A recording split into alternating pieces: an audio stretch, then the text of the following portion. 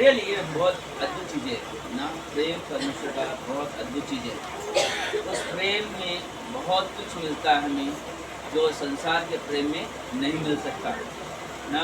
क्योंकि परमेश्वर प्रभु यीशु की रचना एक प्रेम है ना। प्रभु यीशु की रचना एक प्रेम है, क्योंकि वो प्रेम के द्वारा ही इस धरती पर आया। प्रेम के वजह से ही उसने मनुष्य का रूप लिया ना। क्योंकि सोचो ना, वो प्रेम कैसा कि कोई व्यक्ति बुरे से बुरे कार्य कर रहे हैं, गलत से गलत कार्य कर रहे हैं, लेकिन स्वर्ग में विराजमान परमेश्वर बोलता है कि इंसान क्यों ऐसे चले जाए, कुछ तो रास्ता अपनाना पड़ेगा। तो क्या किया, कौन जाएगा इस कार्य के लिए ना। यीशु कहता है कि पिता मैं जाऊंगा तेरे उस कार्य को पूरा करने के लिए, क्योंकि मैं नहीं चाहता कि लोग बिना तुझे जाने इस दुनिया को छोड़ दे। यीशु ने क्या किया, स्वर्ग का सिंहासन, पिता का प्यार छोड़कर हमारे लिए एक चरनी में जन्म लेकर और हमारे बीच में आया और सभी भाई बहनों से प्रेम किया ना। बोले कि उससे बड़ा किसी का प्रेम नहीं कि एक दूसरे के कोई प्राण दे ना। परमेश्वर का प्रेम ऐसा है। आप देखोगे, आपको एक और उदाहरण दे सकते हैं हम। बॉर्डर पे सैनिक लड़ते, उनका कोई जात कोई धर्म नहीं पूछता है, और ना तो किसी जात धर्म को सोच के वहां पे खड़े रहते हैं। वो हमारे देश के हर एक वासियों के लिए खड़े रहते हैं। हालेलुया। हर एक देशवासियों के लिए बॉर्डर पे खड़े रहते हैं, क्योंकि उन्हें क्या है, मेरा देश सुरक्षित हो, मेरे लोग सुरक्षित हो। बंदे की वैसे ही यीशु मसीह जब दुनिया में आया, वो कोई जात किसी धर्म को देखकर दुनिया में नहीं आया। उन्होंने कहा हर एक मनुष्य के लिए मैं सुरक्षा बनूंगा, हर एक मनुष्य के लिए मैं उनकी कवच बनूंगा, मैं हर एक मनुष्य के लिए वो मार्ग बनूंगा, मैं उस मनुष्य के लिए सत्य बनूंगा और उस मनुष्य के लिए जीवन बनूंगा। हालेलुया। कितना महान परमेश्वर। इसलिए यूहन्ना 3:16 क्या कहता है, परमेश्वर ने जगत से ऐसा प्रेम किया कि उसने अपने इकलौता पुत्र दे दिया, ताकि जो कोई इस पर विश्वास करे वो नष्ट न हो परंतु अनंत काल का जीवन पाए। हालेलुया ना। अनंत काल का जीवन, जो कोई सिर्फ क्या करे, विश्वास करे ना, सिर्फ विश्वास करे। बहुत अद्भुत चीज है, क्योंकि पहला यूहन्ना का 4:8 कहता है कि परमेश्वर प्रेम है। क्या है परमेश्वर? प्रेम है। आगे ना, परमेश्वर क्या है? प्रेम है। यूहन्ना 3:16 क्या कहता है, उसने दे दिया। प्रेम के खातिर पिता ने अपने बेटे को दे दिया, प्रेम के खातिर प्रभु यीशु अपने आप को दे दिया। और कितना अद्भुत बात है कि ना, कि कोई अपना जीवन किसी मनुष्य के लिए, किसी दुष्ट मनुष्य के लिए दे दे, और वो है हमारा यीशु मसीह ना। यीशु मसीह इतना महान अद्भुत प्रेमी है। सिर्फ देने से कई अधिक परमेश्वर का प्रेम यह हमें दर्शाता है ना। यह हमें दर्शाता है कि उसने निर्णय किया, उसने क्या किया, निर्णय लिया, मैं जाऊंगा, मैं उन्हें छुड़ाऊंगा, उनकी मैं पूर्ति करूं। उनकी जो कमियां हैं, जो जिस कमी के कारण पिता से मेल नहीं खा पाती, उसे मैं पूरा करूंगा। उन्हें मैं क्षमा करूंगा, उन्हें अनंत काल का जीवन जीने के लिए प्रेरित करूंगा। मैं उन्हें पुनः स्थापित करूंगा। क्या करूंगा? पुनः स्थापित का मतलब वापस में उन्हें नए स्थान पे लेकर आऊंगा ना। जब कोई व्यक्ति अपने पाप का अंगीकार करता है तो बोलेगा पुनः स्थापित हो जाता है। इसमें प्रभु यीशु मसीह तो बोलते कि वापस उसके पाप का जिक्र नहीं करता है, लेकिन उससे क्या करता है? प्रेम करता है, उससे प्रेम करता है। और वो हमारे लिए सबसे अद्भुत, सबसे आनंद भरा चीज है। जो कुछ हमारे पास है वो परमेश्वर से आता है, हमारी ओर से आता है ना, परमेश्वर से आता है। परमेश्वर की ओर से हमारी और हमारी ओर से लोगों की तरफ। बता, अगर सचमुच ना हम एक दूसरे से प्रेम करते हैं तो बोला जो प्रेम आपने स्वीकारा वही प्रेम क्या करोगे? लोगों में बांटोगे, वही प्रेम बांटोगे। अगर स्वीकारा नहीं है प्रेम तो लोगों में बांट नहीं सकते हो, सचमुच नहीं बांट सकते हो, क्योंकि आपके पास वो प्रेम नहीं है। संसार में प्रेम कैसा है? आज अच्छा बात किया कोई तो हम बहुत प्रेम दिखा देंगे, थोड़ा सा अपने मन की बात, अपने जैसा बात नहीं किया तो फटाक से नाराज हो जाते हैं। किस क्यों? क्योंकि वो हमारे इस मन की बात नहीं की थी, हमारे हम जैसा सोचते थे वैसा उसका रिप्लाई नहीं आया। बोलते कि हमारे पास जो प्रेम होना चाहिए वो परमेश्वर का प्रेम होना चाहिए, जिसमें कोई स्वार्थ नहीं है। कोई खोलेगा पहला कुरिन्थियों का 13 अध्याय, 13 अध्याय मिलेगा तो बताओ मुझे। कितने लोग मिल गया? सबको मिल गया? ओके। हाँ,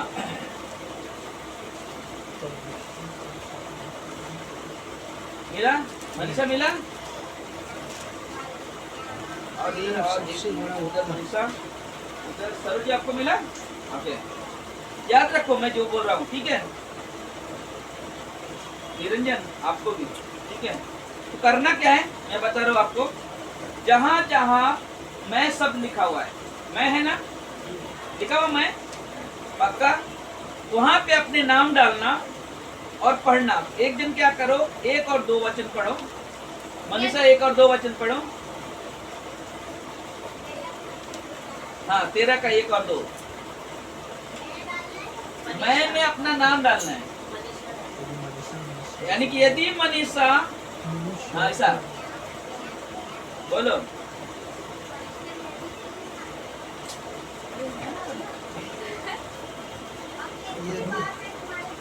नहीं नहीं, पहला कुरिन्थियों 13 अध्याय का 1 और 2 वचन। यदि मैं मनुष्य नाम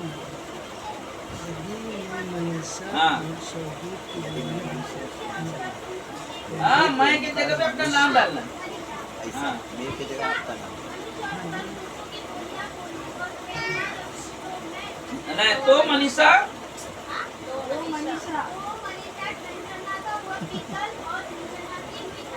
हाँ, और आगे 2 वचन। यदि मनीषा,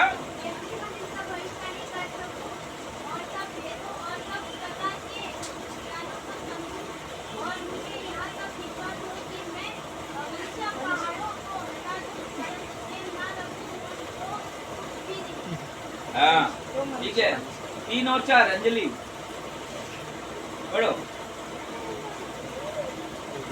यदि अंजलि अपनी संपूर्ण संपत्ति कंगालों को खिला दे या अपनी देह जलाने के लिए दे दे और प्रेम ना रखे तो अंजलि को कुछ उससे लाभ नहीं। प्रेम धीरजवंत है और कृपालु है। प्रेम डाह नहीं करता, प्रेम अपनी बड़ाई नहीं करता और फूलता नहीं। 5 और 6 सरोजी। नहीं, वह जो है वहाँ पे आपका नाम डालना है। हाँ, वह लिखा है ना वहाँ, सरोज अनृति नहीं चलती ऐसा। हाँ, सरोज अपनी नहीं, सरोज अपनी बढ़ाई। हाँ हाँ,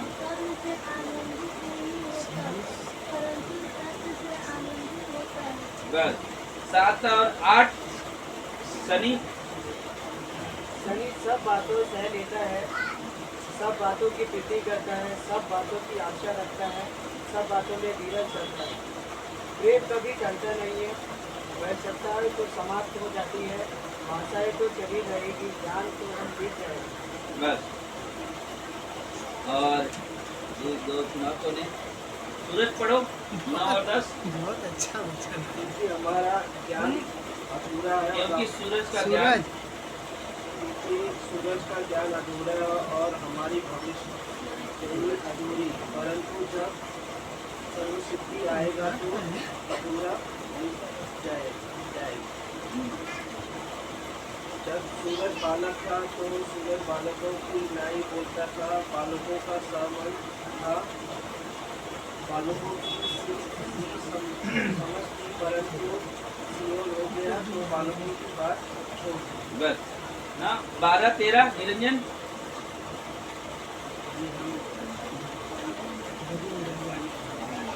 जोरात बोला, जोर से जोर से खड़ा हो जाए।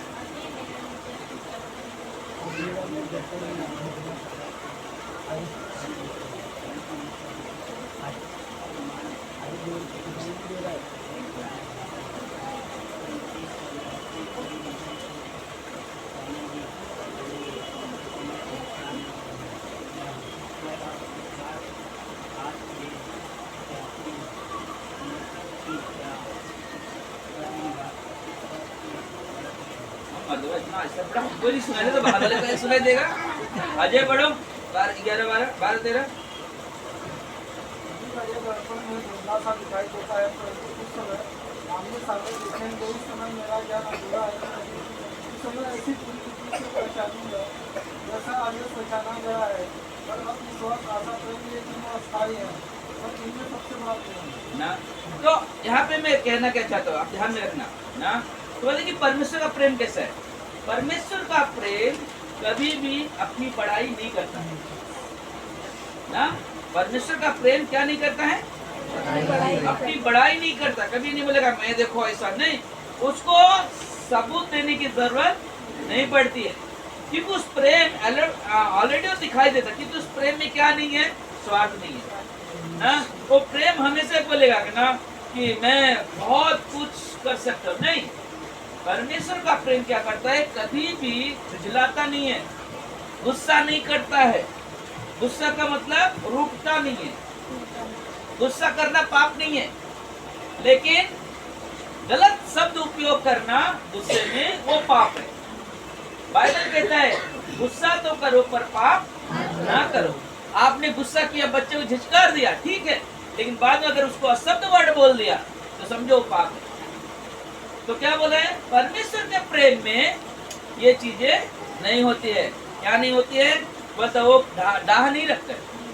परमेश्वर का प्रेम डाह नहीं रखता है, वो झुझलाता नहीं है ना, वो बुरा नहीं मानता है, वो कुकर्म को देखकर आनंदित नहीं मानता, अरे अच्छा लग रहा है वो बुरा जीवन जी रहा है या गलत काम कर रहा है, नहीं।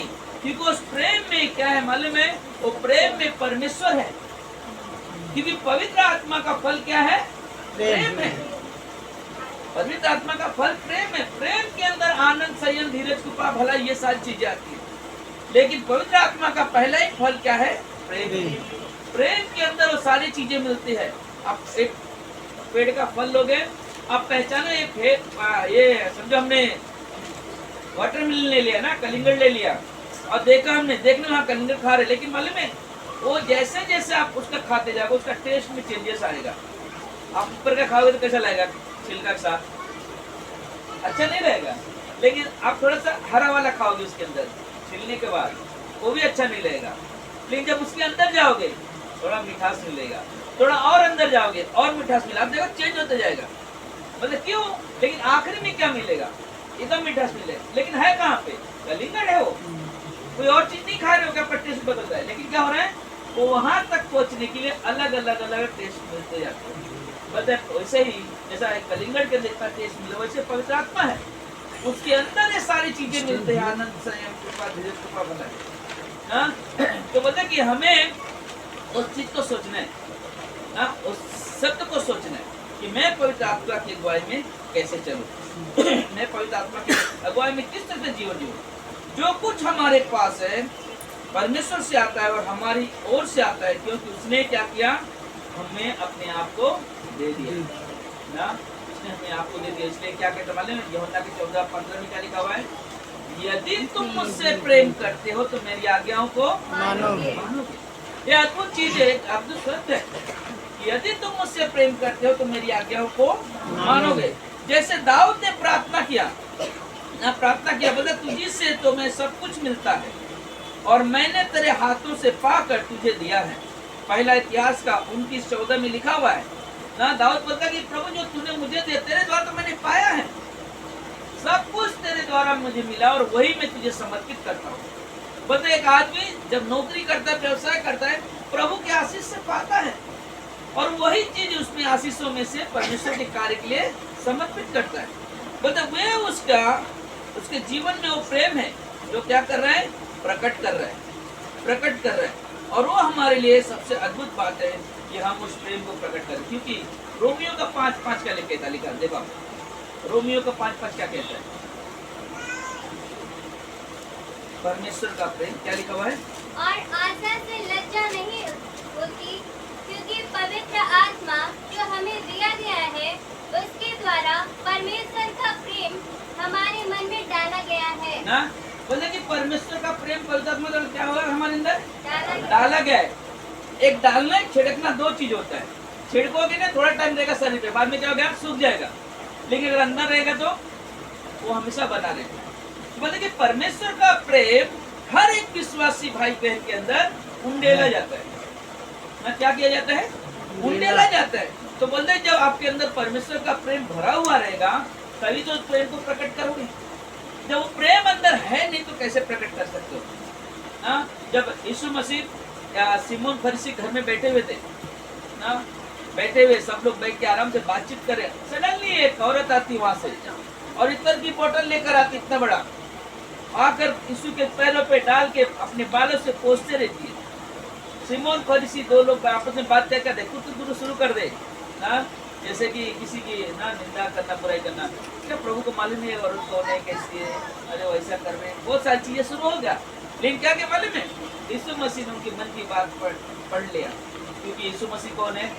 परमेश्वर है और सर्वज्ञानी परमेश्वर ना, वो जानता है। वो लोग मन में बात करते। यीशु मसीह ने बोला, ए सिमोन फरीसी, मैंने तेरे घर में आया, तूने एक लोटा पानी नहीं दिया मुझे हाथ धोने के लिए, लेकिन इस स्त्री को देख, जब से आई है तब से वो मेरे पैरों को ना धोए जा रही है, अपने आंसुओं से, अपनी बोतलों से पूछे जा रही, धोए जा रही। क्योंकि जिसका पाप ज्यादा था उसे ज्यादा प्रेम किया गया, जिसका अपने पाप कम था उसे कम पाप प्रेम किया गया।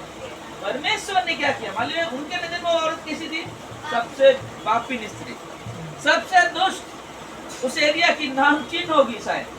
लेकिन यीशु कहता है ना, इसके सारे पाप मिट गए, इसके सारे पाप, क्योंकि परमेश्वर का प्रेम है, परमेश्वर का प्रेम है। यीशु मसीह मंदिर के पास बैठा हुआ था, वहां पे सदुकी फरीसियों ने क्या किया? उस व्यभिचार में पकड़ी हुई स्त्री को लेकर आए। यीशु की तरफ बोला कि इसने एक कार्य किया है, व्यभिचार किया है, और मूसा की व्यवस्था में लिखा है अगर कोई व्यक्ति ऐसा करता है उसे क्या करना चाहिए? पत्थर से मार देना चाहिए। क्या हुआ? क्या यीशु ने मारा? नहीं। यीशु ने कहा कि तुम में से जो कोई पाप नहीं किया उसे मारो। इतना ही बोला, ये नहीं, जबरदस्ती नहीं किया। तुमने किया है क्या? तुम नहीं पूछा, नहीं, सिर्फ एक शब्द बोला, तुम में से जो कोई पाप नहीं किया वो पहला पत्थर मारे। और यीशु मसीह इतना बोल के चुपचाप जमीन पे लिखना शुरू कर दिया, उंगली घुमाना शुरू कर दिया। मालूम है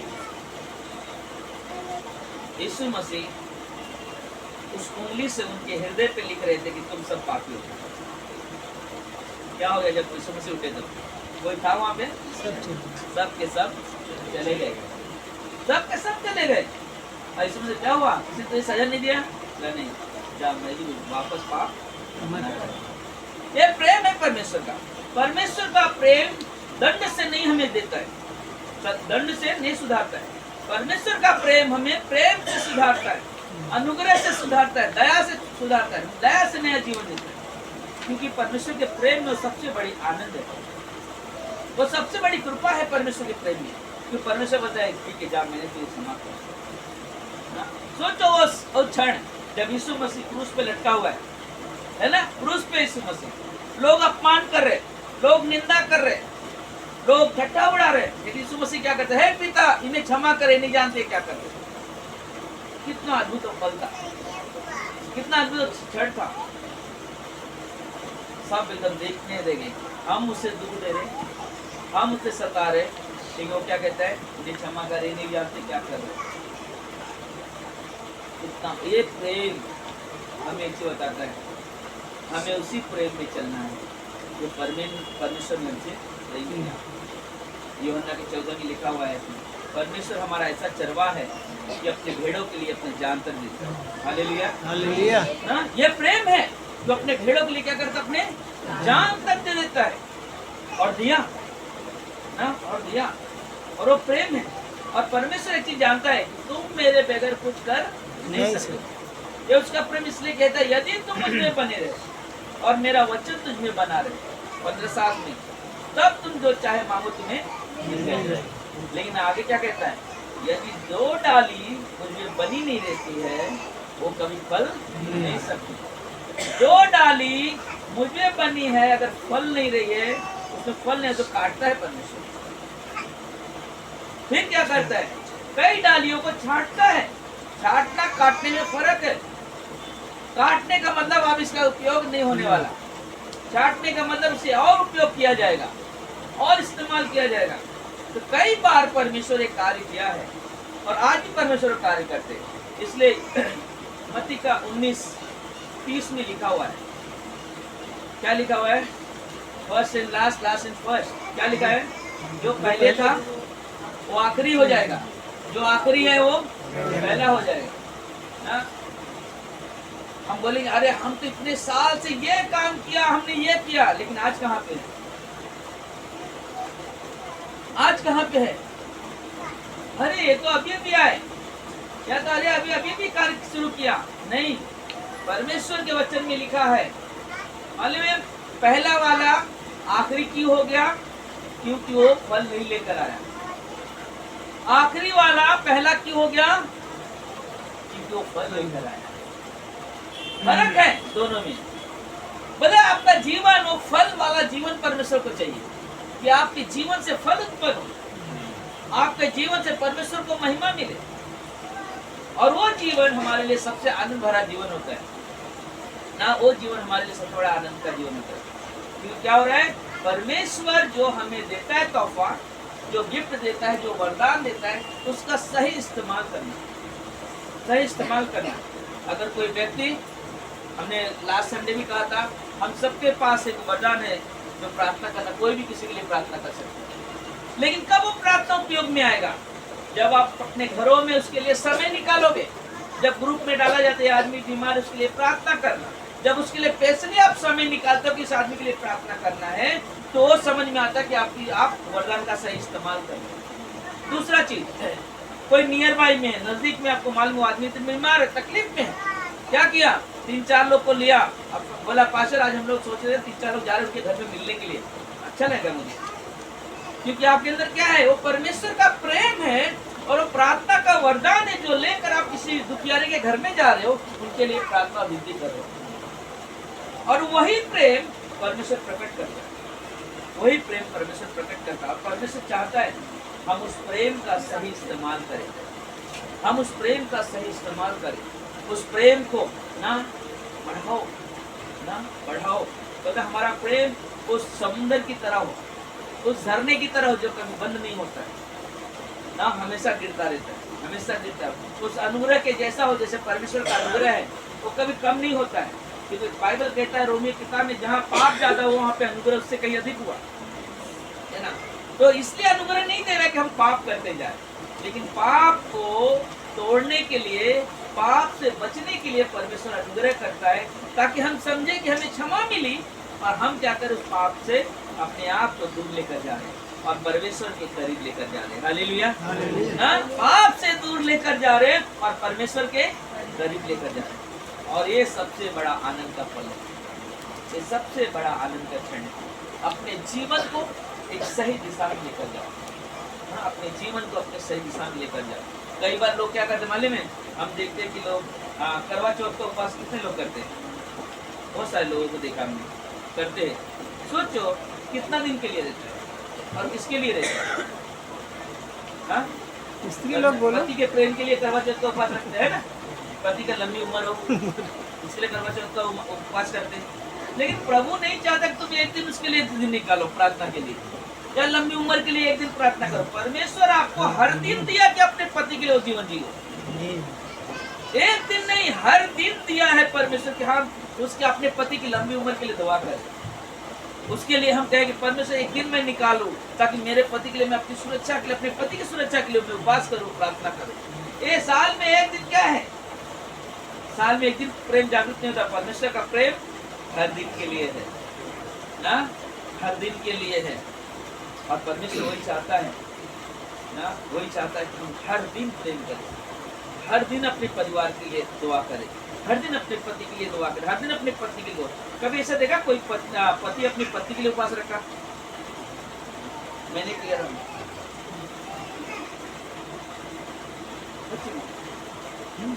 क्योंकि संसार में, हिंदू में कहीं है ही नहीं कि कोई पत्नी के लिए कोई पति उपवास करे। सब तो सारा औरत लोग को दे दिया है। लेकिन प्रभु में कैसे क्या करना मालूम है? जब आप परेशानी समस्या से गुजर रहे हैं, या प्रभु आपके बच्चे किसी समस्या से गुजर रहे हैं, तो आपके पास अधिकार है प्रभु के सामने, उसके प्रभु के नाम से अपनी पत्नी, अपने बच्चों के लिए उपवास करो और उनकी चंगाई के लिए प्रार्थना करो। Hallelujah, hallelujah. हमारा प्रार्थना वो प्रार्थना होनी चाहिए, ये प्रेम है। प्रेम वो नहीं कि सिर्फ वन साइड, हाँ वन साइड वाला नहीं। संसार में वन साइड का प्रेम रहता है। पत्नी हर साल में कितने सारे उपवास करते संसार में, लेकिन मालूम है हमारे प्रभु ने हर दिन दिया है अपने परिवार के पास, हर दिन प्रार्थना करना ना, हर दिन प्रार्थना करना। मतलब प्रभु ने जिस दिन दिया ना उसका आदर करो, आदर करो। सोचो अगर इनकेस कभी कोई आपका पति बीमार है, बहुत सीरियस है, तो आप बोले करवा चौथ आएगा जब भी उपवास करूंगी, चंगाई दे दिए तो मालूम पड़े क्या हो गया, कुछ फायदा नहीं है। लेकिन हाँ होना क्या चाहिए मालूम है, अगर लगा नहीं सच में श्रेष्ठी बात है, हंसने की बात नहीं है। अगर मालूम है मेरे पति मेरा बीमार है, हम मेरे परमेश्वर मेरे पति किसी आज में उपवास करूंगी क्योंकि मेरा पति ठीक होना चाहिए, ये लगाव होता है।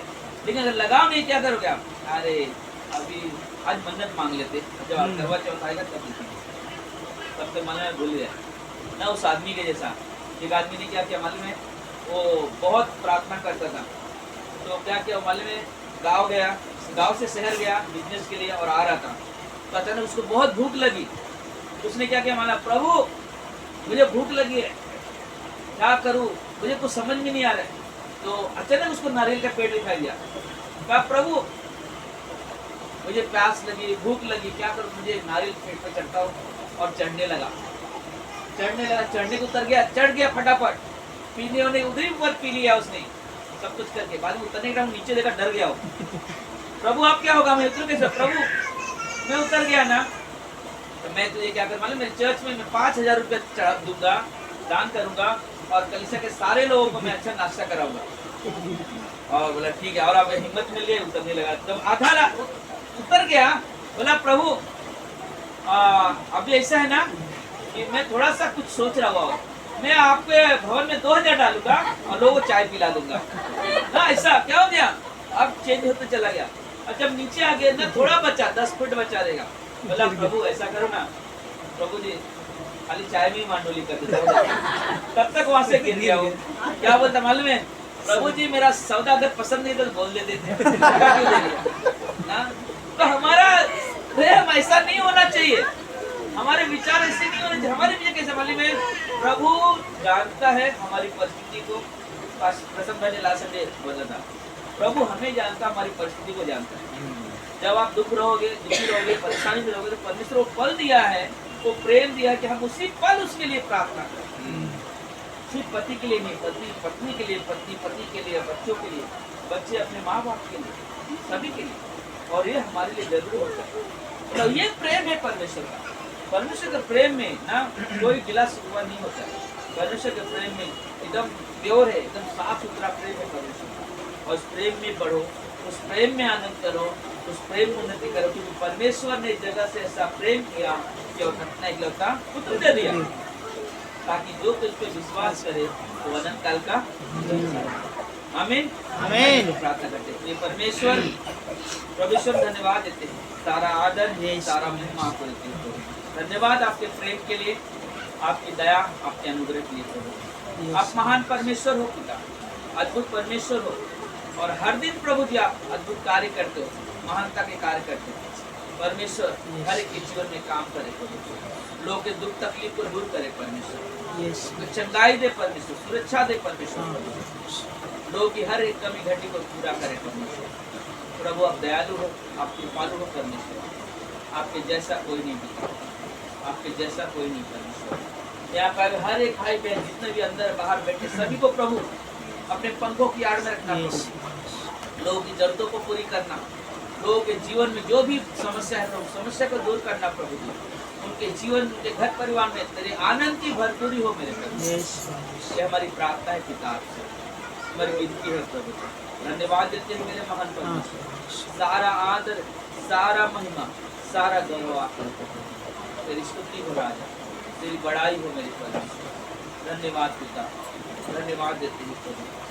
परमेश्वर इस समय हम प्रार्थना करते हैं प्रभु कलीसिया के सारे परिवारों के लिए परमेश्वर, जो आज नहीं आए प्रभु तेरे हाथों में सभी को अपने पंखों की आड़ में रखना प्रभु।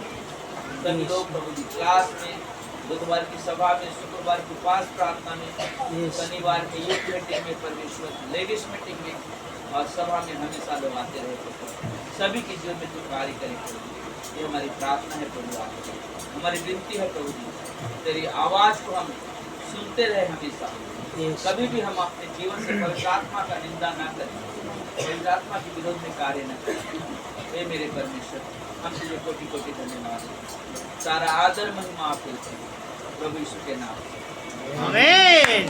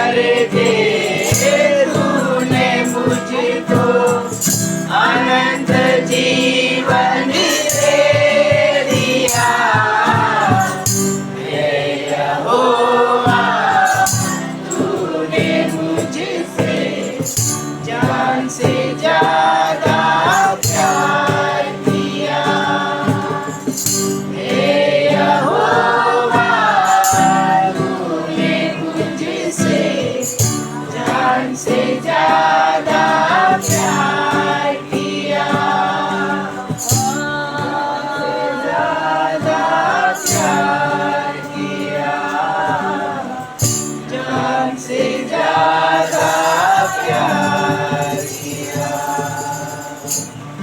धन्यवाद मेरे प्रभु, धन्यवाद मेरे पिता, धन्यवाद तेरे प्रेम के लिए प्रभु। तो हमारे नादानियों को भुला दिया परमेश्वर, हमारे पापों को क्षमा किया परमेश्वर।